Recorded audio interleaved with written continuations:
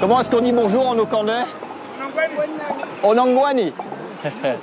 Onangwani, bonjour, c'est l'équipe de l'opération Okavango qui est maintenant en Afrique équatoriale, sur les eaux parfois tumultueuses, parfois calmes de la rivière Logwe, qui est un long boulevard aquatique qui descend des plateaux congolais sur 1200 km, principalement à travers le territoire gabonais, pour aller se jeter dans l'océan Atlantique au large de Port-Gentil.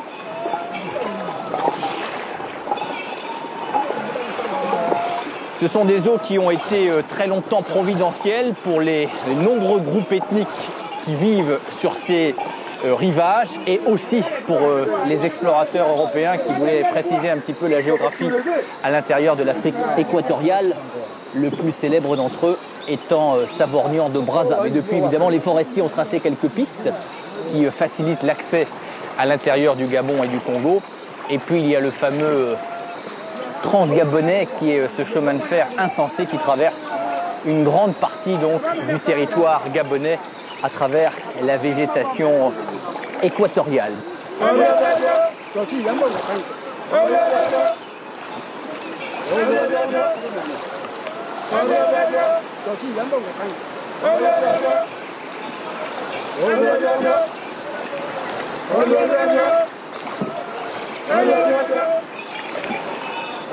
C'est pour cet hymne à la forêt, cet hymne à la biodiversité et cet hymne à la vie tout simplement que les équipes d'Okavango, accompagnées de nombreux scientifiques, principalement des femmes, biologistes, zoologues, ethnologues, botanistes, vous feront découvrir quelques-uns des mystères remarquables de la forêt équatoriale.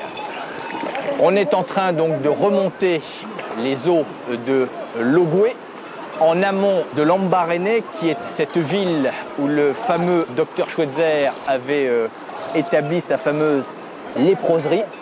Et on se dirige vers la réserve de l'Alopé, en direction de ce que l'on appelle la forêt des abeilles.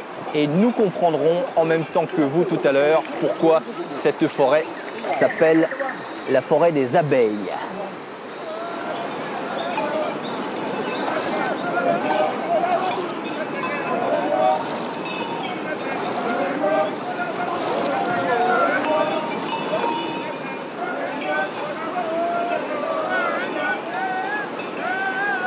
Merci.